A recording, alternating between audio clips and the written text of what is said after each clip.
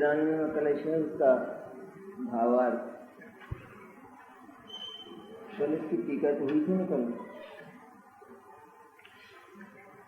सारे मोक्ष तत्व तक के स्वांग थे, उनके चले जाने के बाद सर्वविशुद्ध ज्ञान के रूप में वास्तविक आत्म तत्व का प्रवेश होता है, जो कभी फिर निकलने वाला नहीं। ऐसा जो एकाकार आत्मा है उसको सर्व विशुद्ध ज्ञान कहा है। कैसा है वो सर्व विशुद्ध ज्ञान? अर्थात सर्व विशुद्ध ज्ञान स्वरूप ज्ञान पुंज आत्मा, इसकी बात पहले की है कलश में। अब भावार्थ इसी को स्पष्ट करते। तो शुद्ध नय का विषय जो ज्ञान स्वरूप आत्मा है, वह कर्तृत्व भोक्तृत्व के भावों से रहित है। जो ज्ञान स्वरूप आत्मा है उसमें किसी के प्रति कर्तृत्व नहीं। मैं कुछ करूं, मैं बंधा हूं और मैं मोक्ष जाऊं, उसका नाम क्या है? कर्तृत्व। मैं वर्तमान में दुख भोगता हूँ और मुझे सुख मिले, इसका नाम है भोक्तृत्व। यह उस आत्मा में नहीं है गुंजाइश, क्योंकि वह आत्मा अनादि अनंत सुखी है। सुख उसका स्वभाव ही है, सुख का वो बना हुआ ही है। इसलिए सुख का अभाव होकर कभी वह दुखी हो जाए और इसके बाद दुख का भाव करके उसे सुखी होना पड़े, ऐसा अवकाश उस चैतन्य तत्व में नहीं। जिसको सर्व विशुद्ध ज्ञान कहा, उस सर्व विशुद्ध ज्ञान में ऐसी गुंजाइश नहीं है कि वो दुखी हो जाए और फिर सुखी हो। इसीलिए मोक्ष तत्व का स्वांग ही चला गया। मोक्ष तत्व है वो भी आत्मा के बाहर है, वो भी आत्मा में रहता नहीं, क्योंकि वो नया प्रकट हुआ और सर्व विशुद्ध ज्ञान प्राचीन है, पुराना है, वो अनादि अनंत है। तो वो परम शुद्ध है, शुद्ध है। वो मोक्ष राग का अभाव करके हुआ। तो सर्व विशुद्ध ज्ञान वो सदैव राग से शून्य है। वो राग के अभाव स्वभाव वाला ही, उसमें राग कभी होता ही नहीं। राग का अभाव करके होने वाला मोक्ष वो शुद्ध है, जिसमें कभी राग होगा ही नहीं, हुआ ही नहीं। वो शुद्ध है, वो परम शुद्ध है आत्म तत्व। वो कर्तृत्व भोक्तृत्व के भावों से रहित है। क्या है कर्तृत्व भोक्तृत्व? कर्तृत्व भोक्तृत्व लिखा है इसमें, इसका स्वरूप तो अपने समझ में आना चाहिए। कर्ता भोक्तापना किसको कहते हैं? क्या है कर्ता भोक्तापना? नहीं आना चाहिए।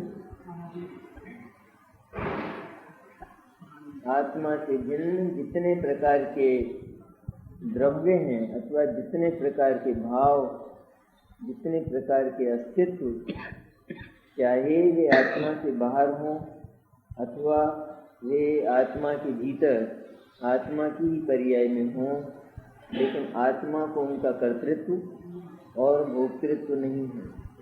आत्मा जैसे शरीर का कर्ता और भोक्ता नहीं, और शरीर के उदाहरण से समग्र ही विश्व का कर्ता और भोक्ता नहीं है, तो वो बात तो बहुत स्थूल। पर आत्मा अर्थात सर्व विशुद्ध ज्ञान, सर्व विशुद्ध ज्ञान अर्थात आत्मा, जो ज्ञान सर्व विशुद्ध है वो अपने से बेमेल भाव को कभी स्वीकार नहीं करता। जैसे कमल का पत्र वो जल को कभी स्वीकार नहीं करता, जल की स्वीकृति दूसरे पत्ते करते हैं, कमल का पत्ता जल को स्वीकार नहीं करता। इसमें क्या होता है? तो दूसरे पत्ते गीले हो जाते हैं और कमल का पत्ता रूखा रहता है। तो कमल का पत्र जैसे जल के भीतर रहकर भी जल को स्वीकार नहीं करता, उसी तरह सर्व विशुद्ध ज्ञान अर्थात ज्ञान के साथ है तो ज्ञान की ही बात। सर्व विशुद्ध क्यों कहा? सर्व विशुद्ध ये उस ज्ञान का विशेषण है। सर्व विशुद्ध ये उस ज्ञान गुण का गुण है, ये उस ज्ञान गुण का धर्म है। सर्व विशुद्धता ज्ञान कभी मैला नहीं होता, उसमें अपवित्रता कभी नहीं होती, उसमें कभी किसी का मिश्रण नहीं होता, वह कभी किसी के साथ कर्तृत्व भी नहीं होता और भोक्तृत्व भी। बिना संबंध नहीं, बिना आत्मीय संबंध के कर्तृत्व नहीं होता और भोक्तृत्व नहीं होता। जहाँ स्वामित्व हो वहीं कर्तृत्व होता, जहाँ कर्तृत्व होता है वहीं स्वामित्व होता है। तो कौन है आपके इस संपत्ति का स्वामी? कौन है? जो मैं हूँ, वही करता है।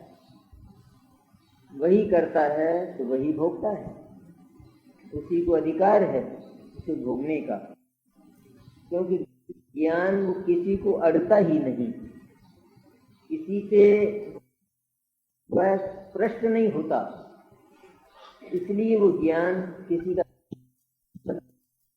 करता और भोगता नहीं हो सकता। ये तो युक्ति की हो गई ना बात। ज्ञान किसी का स्पर्श ही नहीं करता। जितने कुछ पदार्थ जानने में आते हैं अथवा आत्मा के भीतर जितने भाव राग द्वेष पाप पुण्य के भाव जानने में आते हैं, वे सब ज्ञान के बाहर रहकर ज्ञान के भीतर जानने में आते हैं। ज्ञान के बाहर रहते हैं। ज्ञान के बाहर रहते हैं का अर्थ क्या हुआ? उनका ज्ञान से कोई संबंध नहीं होगा, इसलिए वे ज्ञान से बाहर रहते हैं।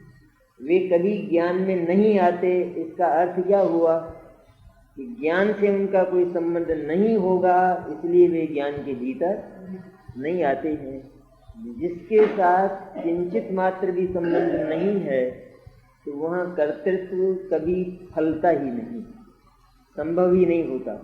तो जहाँ कर्तृत्व नहीं होता वहाँ भोक्तृत्व भी, कर्तृत्व हो तो भोक्तृत्व का अधिकार मिलता है। कर्तृत्व नहीं, कर्तापन नहीं, स्वामित्व नहीं तो भोग का अधिकार नहीं मिलता है। बैंक के जितने भी कर्मचारी हैं वे बैंक के भोक्ता नहीं और वो बैंक के कर्ता नहीं, और कहलाते हैं कर्मचारी। कर्मचारी में बैंक का काम करने वाला, लेकिन उनमें एक भी बैंक का कर्ता नहीं है, इसलिए भोक्ता भी। नुकसान हो जाए तो भोगे कौन? एक आध से तो पूछो, ये कर्मचारी भोग नहीं, तुम करता हो ना, इस नुकसान को भोगो अथवा बांट लो आपस में, तो एक भी तैयार नहीं है। इसका कारण क्या है कि वे जानते हैं इस बात को, इस बैंक की संपत्ति से हमारा थोड़ा भी संबंध नहीं है, इसलिए हम करता नहीं तो हम भोक्ता भी नहीं हो सकते। यहाँ क्या कहना है आचार्य को? ज्ञान इतनी पवित्र चीज है कि वह किसी के साथ अपना संबंध नहीं बनाता। ऐसा वह ज्ञान अपने आप में संपूर्ण है, अत्यंत तृप्त है। अतृप्त हो तो संबंध बनाए, तृप्त है इसलिए संबंध। किससे तृप्त है ज्ञान? ये आनंद से तृप्त है। ज्ञान सदा ही आनंदमय रहता है, आनंद का रस उस ज्ञान में भरा रहता है, इसलिए ज्ञान आनंदमय होने से प्रति समय तृप्त है, इसलिए उसे किसी के साथ संबंध बनाने की बात पैदा नहीं होती। अज्ञान क्या करता है? अज्ञान में अपवित्रता क्या है? क्या है अज्ञान में अपवित्रता? क्या है?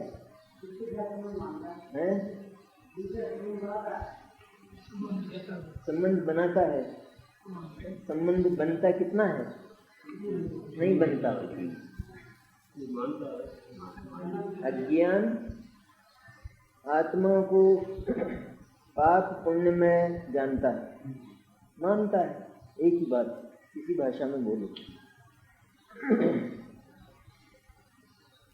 पाप पुण्यमय हो जाता है आत्मा, मानता है ना ऐसा। तो जो अज्ञान है वो पाप और पुण्यमय अपने को मानता हुआ भी पाप पुण्यमय होता है या नहीं? पाप पुण्यमय अपने को लगता तो ऐसा होगा। ज्ञानी है, ज्ञान वाले, ठीक है, पाप और पुण्य उनके तो बाहर रहता है, वो तो उसको बाहर रखते हैं, और ये अज्ञान तो भीतर ले आता होगा, तभी तो अज्ञान कहते हैं इसको। ऐसा नहीं है, अपने फिरती है बात दिमाग में नहीं। अज्ञानी मैंने क्या? अज्ञानी मैंने जो आत्मा को पापी और पुण्यात्मा मानता है। तो फिर क्या होता है? वो आत्मा पापी पुण्यात्मा नहीं है, नहीं होता है कि अगर होता है तो फिर वो अज्ञान कैसे? अगर उसके मानने पर भी नहीं होता है तब अज्ञान है ना। हो जाए तो ज्ञान है। अज्ञान का विनाश हो जाएगा।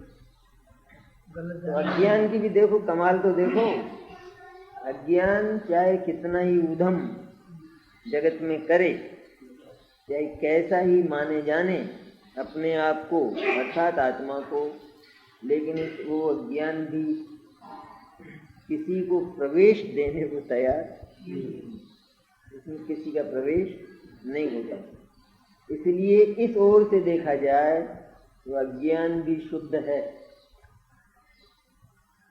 और ज्ञानी कैसे होता है फिर वो अज्ञानी? कि जब वो ये जानता है कि मैंने प्रयत्न तो कितने किए हैं, अन्य भावों को, अन्य वस्तुओं को अपना बनाने में, अपने में लाने में प्रयत्न कितने किए हैं, कोई आया भी नहीं। जरा देखो तो मेरे अनंत उद्यम का, अनंत प्रयत्न का क्या हुआ। तो जब वो देखता है तो अज्ञान खाली का खाली नहीं। तो उसने ये देखा कि मेरा जो ज्ञान है अथवा अज्ञान, ये भी खाली का खाली है। इसका अर्थ यह है कि इसका स्वभाव ही खाली रहना ही होगा। तो ये उस ज्ञान को खाली मान लेता है, ये सम्यक ज्ञान हो गया, सम्यक दर्शन हो गया। तो रीता ही है। तो कुछ करना पड़ा या मोक्ष मार्ग में करने की बात कितनी हल्की पड़ती है, उसको उस अज्ञान में भी क्या करना पड़ा। मेरा जो ज्ञान चला आया है सदा से, जिसमें मैंने जो कुछ भी माना जाना हो, लेकिन जब मैंने तलाश किया तो इस ज्ञान में तो एक कण ही नहीं मिला पाप और पुण्य का। और परवस्तु की बात तो बहुत दूर है, परवस्तु तो बहुत मोटी होती है, वो तो मेरी सीमाओं को तोड़कर कैसे आएगी। लेकिन स्वयं मेरे ही भीतर उत्पन्न होने वाले भाव, वे भी ज्ञान की सीमाओं को तोड़ने में अत्यंत असमर्थ हैं। ऐसा जानता है तो वो अज्ञान ज्ञान बन जाता है। अपने को संपूर्ण रूप से खाली, खाली मन सर्व विशुद्ध, रीता और भरा। रीता मैंने अनाचार से रीता, अर्थात अन्य भावों के प्रति जो इसकी नियत थी खोटी, उससे रीता हुआ और अपने संपूर्ण आनंद से भर गया। इस तरह भरा है वो। रीता ढोल नहीं है ज्ञान, लेकिन अनंत शक्तियां उसमें पूरी की पूरी समाई हुई हैं। ऐसा वो ज्ञान तत्व अर्थात आत्मा सर्व विशुद्ध है। सर्व विशुद्ध मैंने सब ओर से, सब प्रकार से, सब काल में। क्या सर्व में क्या आई बात? द्रव्य से, क्षेत्र से, काल से और भाव से, सब प्रकार से शुद्ध है वो ज्ञान।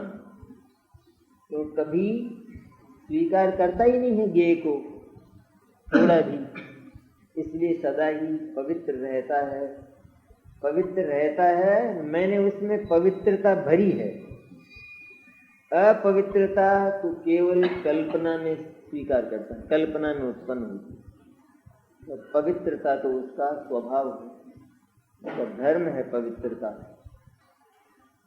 तो शुद्ध नई का विषय जो ज्ञान स्वरूप आत्मा है वह कर्तृत्व भोक्तृत्व के भावों से रहित है।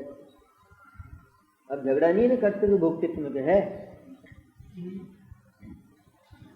अरे विकार का कर्तृत्व तो बहुत दूर, पर उसको अपनी पर्याय तक का भी नहीं है कर्तृत्व, है ना।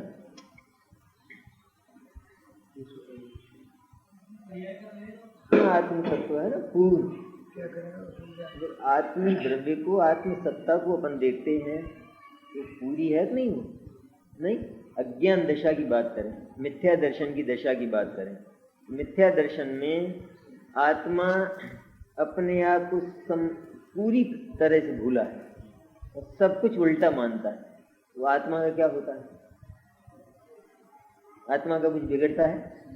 मिथ्या दर्शन के कारण आत्मा का कुछ बिगड़ता है? कुछ नहीं बिगड़ता है।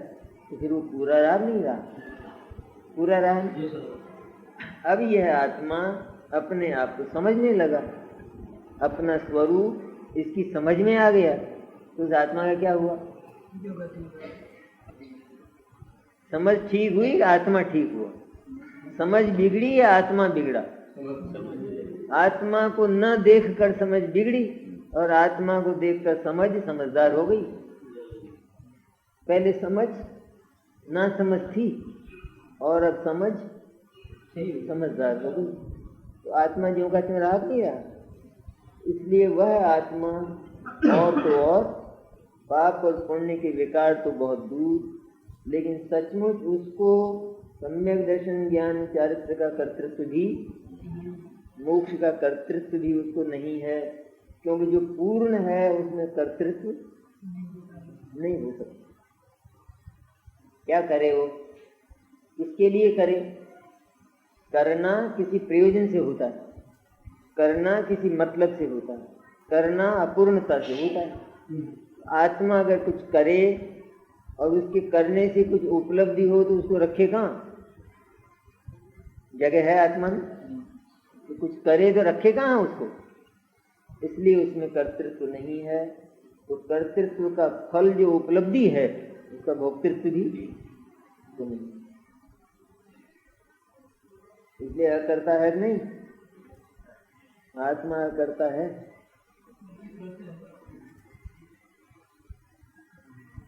पर की तरफ से नहीं, सब की तरफ से है।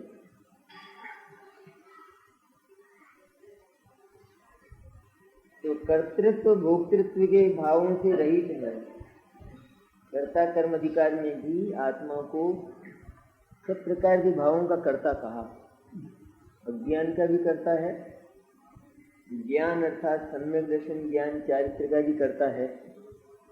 लेकिन आत्मा को सम्यक दर्शन ज्ञान चारित्र रूप कर्म कब प्रकट होते हैं? कब होते हैं प्रकट? जब वह अपने आप को अकर्ता जानता है। इसलिए कर्ता कर्म अधिकार में भी आचार्य ने अकर्तृत्व को खूब मथा है, जगह जगह पर। नहीं मथा? 73वीं गाथा में क्या आया? क्या है 73वीं गाथा? उसमें है कहीं कर्तृत्व? षट कारकों की प्रक्रिया से पार को प्राप्त जो निर्मल अनुभूति, उस रूप सदा ही है आत्मा। षट कारकों की प्रक्रिया रूप कभी वो होता ही नहीं। ये रहा नहीं रहा आत्मा, लाए क्या उसमें कर्तृत्व लाए वो, और इसमें सच्चा कर्तृत्व प्रकट हुआ नहीं। मैंने इसमें आत्मा जैसा है तो वैसी पर्याय आई कि नहीं आई? इसमें मैं एक हूँ, मैं शुद्ध हूँ, मैं आरूपी हूँ, इत्यादि इत्यादि जो विशेषण है आत्मा के, तो वहां पर यह है कि मैं मोक्ष स्वरूप, मैं बंधा हूं, ऐसा कुछ आया? वहां भी उस कर्तृत्व का ही मंथन है ना साथ। उस अकर्तृत्व का ही मनन है ना पूरा का पूरा। उस अकर्ता आत्म स्वभाव के मनन से अर्थात उस रूप अपने आप को स्वीकार करने से जो पर्याय प्रकट हुई वो आत्मा का असली कर्म है। इस तरह कर्म आते, तो कर्म के लक्ष्य से कर्म कभी नहीं आता।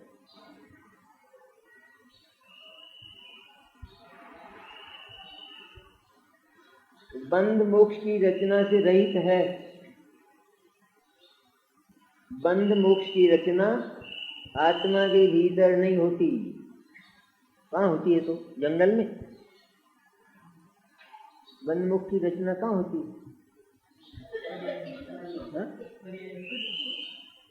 पर ये नहीं है क्या आत्मा? बंध मोक्ष की रचना कौन से जंगल में होती, कौन से मंदिर में होती है? आत्मा में होती नहीं।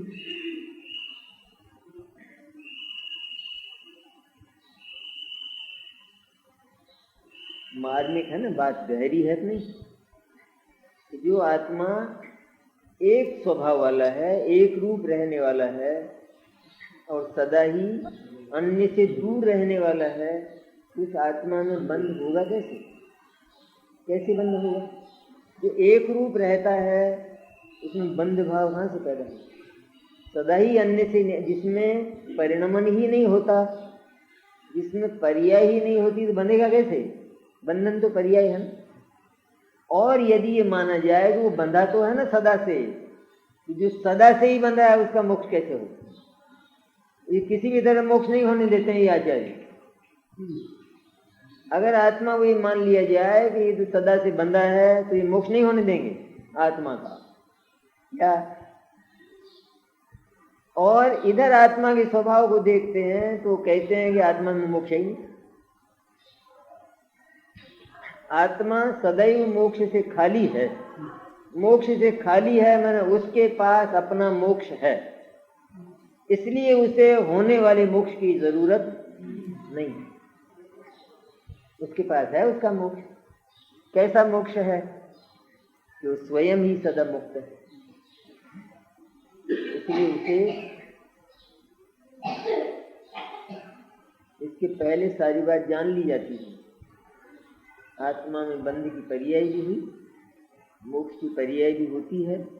इस तरह सारे आत्मा को अर्थात जिसको प्रमाण का विषय कहा जाता है उसको जानकर फिर यह पद्धति, ये प्रयोग पद्धति स्वीकार की जाती है। तो जितना भी पर्याय का पहलू है वह सिर्फ जानने मात्र के लिए था और वह मैंने जान लिया। अब मुझे उसे जानना भी नहीं है, अब तो केवल मुझे द्रव्य को जानना, क्यों वही सुंदर है, वही रमणीय है, वही संपूर्ण है। मैं जितना जो कुछ चाहता हूँ वो सब उसमें मिलता है। मैं जो चाहता हूँ वो पर्याय में नहीं मिलता। तो जब ज्ञानोदय हुआ तो ये जाना ना, पहले ये पर्याय में मुग्ध था ना, क्योंकि इसे ये मालूम नहीं था कि मैं जो चाहता हूँ उसकी पूर्ति पर्याय कर सकेगी या नहीं। इसलिए इसने पर्याय को अपनी पूर्ति करने वाला जानकर ये पर्याय में मुग्ध रहा। जब ये जाना कि पर्याय मेरी पूर्ति नहीं कर सकेगी, मेरा निर्वाह नहीं कर सकेगी, तब इसका जो ध्यान है वो द्रव्य की ओर गया और इसने द्रव्य को देखा कि ये इसलिए मुग्ध हो गया, इसके पास मेरी पूर्ति करने की सारी सामग्री, इसका स्वभाव ऐसा है, ये स्वयं ही ऐसा बना हुआ है कि मेरी सारी पूर्ति कर सकेगा, इसलिए द्रव्य के सन्मुख होता है। और बंध और मोक्ष की रचना जिसमें नहीं है, ऐसा जान लेने पर बंध की रचना का अभाव होता है और मोक्ष की रचना होती है। फिर भी आत्मा में नहीं होती, आत्मा के बाहर होती। किसके लिए कर रहे हैं सारा धंधा? किसके लिए कर रहे हैं? मोक्ष साध्य है ऐसा नहीं आया क्या? केवल द्रव्य की चर्चा हुई क्या? नहीं, बीच बीच में आचार्य ने सारा स्पष्टीकरण किया है। मोक्ष साध्य है और मोक्ष के साध्यत्व के लिए ही, मोक्ष की प्राप्ति के लिए ही हम मोक्ष से ममत्व छुड़ाते हैं। जिसे मोक्ष का ममत्व है उसका मोक्ष नहीं है। जिसको आत्मा का ममत्व है उसका मोक्ष। कौन सी गाथा हम बोले?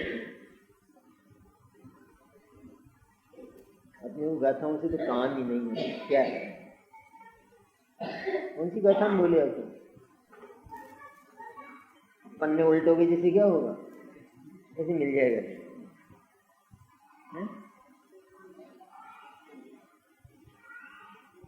कोई भी गाथा में नहीं, 17-18 में नहीं है। मोक्षार्थी पुरुष पहले तो आत्मा को जाने। क्या कहा? वो सीधी भाषा था, उसमें क्या है? मोक्षार्थी आत्मा को जाने, इतनी सीधी तो भाषा है।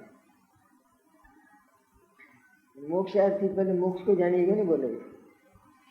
मोक्षार्थी पुरुष आत्मा को जाने, कहा नहीं कहा? और मोक्ष साथ में लायक नहीं लायक? मोक्ष का अर्थ ही जो है, जो मोक्ष प्राप्त करना चाहता है तो मोक्ष साध्य हुआ नहीं, अर्थात वहां पहुंचना है उसको।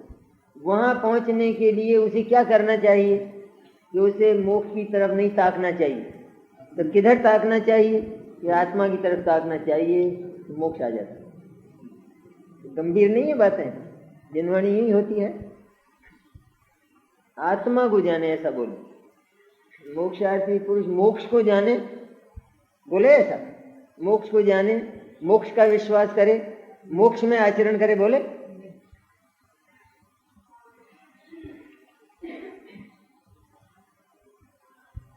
बंध मोक्ष की रचना से रहित है। तो बंध और मोक्ष ये दोनों के दोनों पर्याय के धर्म हैं, और पर्याय का ममत्व मोक्ष में काम नहीं आता, तो बंध में काम आता है।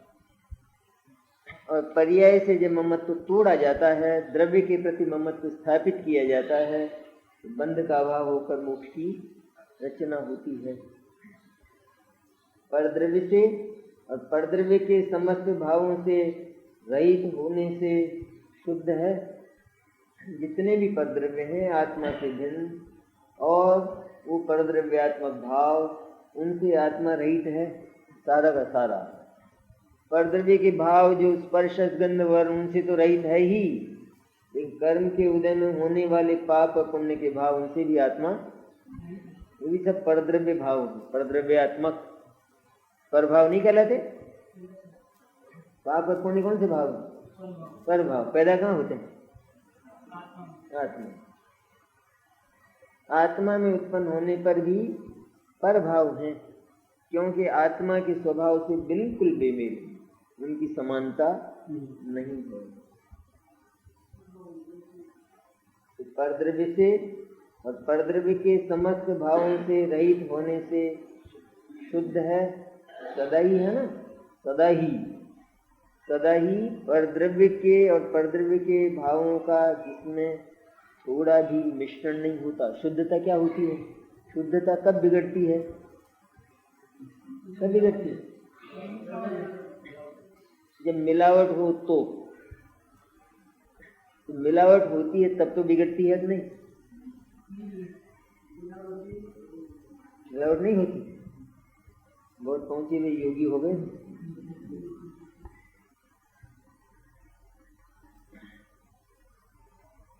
मिलावट होती नहीं है, बिगड़े कैसे? एक द्रव्य में दूसरे द्रव्य की मिलावट संभव ही नहीं है, इसलिए उसकी शुद्धता को आंच नहीं आती। जो उसी शुद्धता को अशुद्ध करना चाहता है, अर्थात उसमें मिलावट मानता है और फिर मिलावट जैसा करता है। मिलावट तो नहीं करता, पर मिलावट जैसा कृत्य करता है, और ये मान लेता है कि मिलावट हो गई। वहां भी मिलावट नहीं होती, लेकिन ये मिलावट करने वाला स्वयं अपवित्र हुआ। वो अपवित्र नहीं हुआ जिसमें मिलावट की गई। कौन हुआ अपवित्र? मानने वाला। सजा किसको होती है? दूध को। तो किसको हुई? दूध में पानी मिलाने वाले। मिल गया था क्या? मिल गया था? नहीं मिला, फिर सजा क्यों हुई? इसलिए अरे मिला ही नहीं तो सजा क्यों हुई? भाव करे मिला। अरे ये इसमें मिलता नहीं है तो तुम्हें मिलाया क्यों? इसलिए हुई सजा। ये पवित्र है, ये तूने इसको अपवित्र करने का प्रयत्न किया क्यों? पवित्र को अपवित्र करने का जो प्रयत्न है वह उसके आचार पर आघात है, नहीं है? आघात है नहीं? मानहानि नहीं है? मानहानि है, इसलिए हुआ सब कर।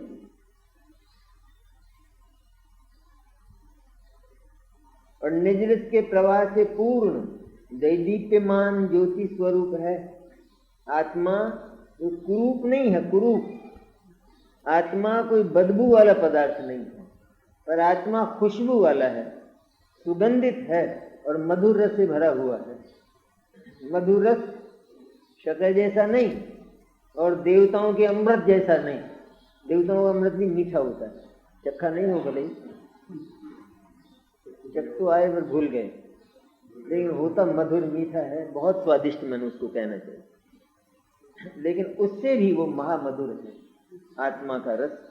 तो ज्ञान रस, जो ज्ञान की ज्योति है, वो मधुर रस से भरी हुई है, प्रवाह से परिपूर्ण है, जैसे प्रवाहित है उसमें सारा का सारा।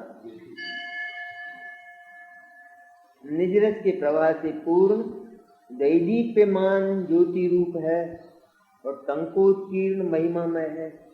ऐसा नहीं है कि आज तो है और कल नहीं है, लेकिन टंकोत्कीर्ण है कि जिस आत्मा के अक्षर कभी मिटाए नहीं जा सकते।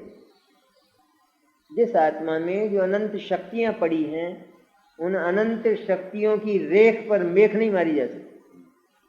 वे ज्यों के त्यों उत्कीर्ण है आत्मा में सदा। ऐसा टंकोत्कीर्ण आत्मा अनंत महिमामय है। महिमा इसीलिए होनी चाहिए आत्मा की कि उसकी जितनी संपत्ति और वैभव है वो टंकोत्कीर्ण है, वो कम नहीं होती, वो अपना रूप नहीं बदलती और उसमें कभी अंतर नहीं पड़ता, और उसको देखते देखते कभी अतृप्ति नहीं होती। कितनी महिमा चाहिए अपने, अपना मन जितना बोले उससे अधिक महिमा। कैसी चाहिए तुमको चीज, कभी अतृप्ति ना हो, और कैसी चाहिए कि कभी कम ना हो, और कैसी चाहिए कि जिसका रूप कभी न बदले। नहीं चाहता आदमी, उल्टी होने लग जाए ना, उल्टी, तो भी वो खाने की वासना कम नहीं होती। उल्टी इसको रख दो, कल खाएंगे, वासना नहीं होती है वासना, तो वो खा नहीं पाए वो एक अलग बात, उसको वासना है कि नहीं भीतर, यही मिलना चाहिए ऐसा का ऐसा, फिर दोबारा। तो वहां तो वो उल्टी जो है खाने ही नहीं देगी उसको, जीवन भर ही नहीं खाने दे। यहाँ ऐसा है कि उल्टी होती नहीं है ना, जब देखो तब आनंद की हिलोरें पैदा होती हैं आत्मा को देखकर, क्योंकि उसका एक एक गुण बहुत आकर्षक, बहुत सुंदर और बहुत स्वादिष्ट है सारा का सारा। बड़े लोगों की यहाँ जैसे आधुनिक कम प्रसाधन होते, तो कोई ऐसा सामान्य आदमी चला जाए उनके बंगले में और कमरे में, तो यूं ऐसा देखता है जैसे कोई नई ऐसी आश्चर्य भरी चीज देख रहा हो, कभी देखे नहीं, ऐसा देखता भी क्या है कहते सारे प्रसाधन। तो उसको एक एक चीज अनूठी लगती है। इसी तरह एक एक गुण आत्मा का अनूठा है कि जिसने जगत की संपत्ति देखी होगी, लेकिन एक बार जिसको आत्मा के गुण का दर्शन हो जाए तो मुक्त हो जाता है। ऐसी महिमा उस आत्मा के भीतर है। एक गुण क्या संपत्ति नहीं है? संपत्ति नहीं, एक गुण फ्रीज और कूलर नहीं है, फ्रीज कूलर नहीं है, गुण क्या है? ये कहने की बातें होंगी। फ्रीज है, कूलर है, डाइनिंग टेबल है, डबल बेड का पलंग है, और बहुत हो सकते हैं। आजकल तो बहुत हो गई ना बात। ये नहीं है कि आत्मा में डाइनिंग टेबल नहीं है, आत्मा में कूलर वूलर हीटर वीटर, आत्मा एयर कंडीशन नहीं है, एयर कंडीशन नहीं है आत्मा। क्या चाहिए फिर अपना? आत्मा में भी तो घुटन लगती है।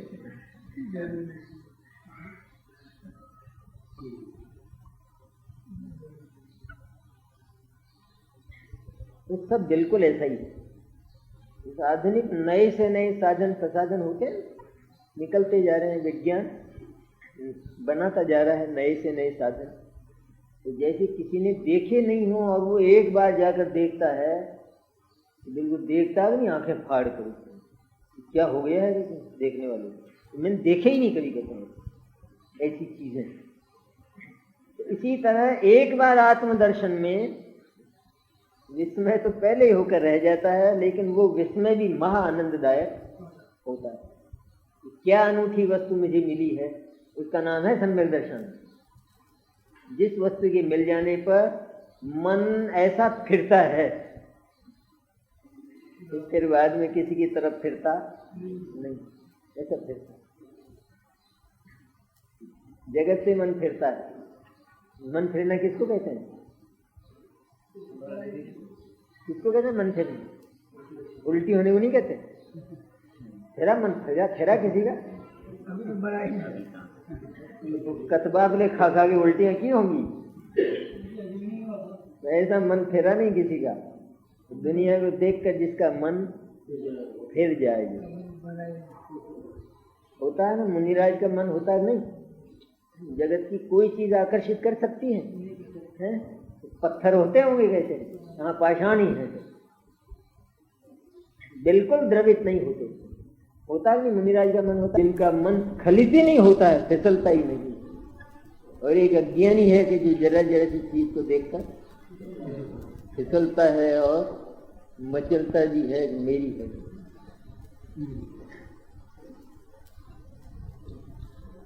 निज रस के प्रवाह से पूर्ण दैदीप्यमान ज्योति रूप है और संकोचीर्ण महिमामय है, जिसकी महिमाएं, जिसकी विभूतियां, जिसकी संपत्तियां कभी कम ही नहीं होती हैं, जिनकी श्री, जिनकी शोभा कभी खराब नहीं होती। यहाँ तो सोफा सेट टूट जाए, डाइनिंग टेबल टूट जाए, फूट जाए, आग लग जाए, ये आत्मा की महिमा में आग कभी टूट फूट होती नहीं है, सदा ज्यों के त्यों बने रहते हैं। ऐसा ज्ञान पुंज आत्मा प्रकट होता है। कब प्रकट होता है? कब प्रकट होता है? ये प्रकटता क्या है? द्रव्य है, पर्याय है? तो हुक्मचंद आया है सबसे पीछे। हाँ, तो भींगा हुआ है ना बिल्कुल।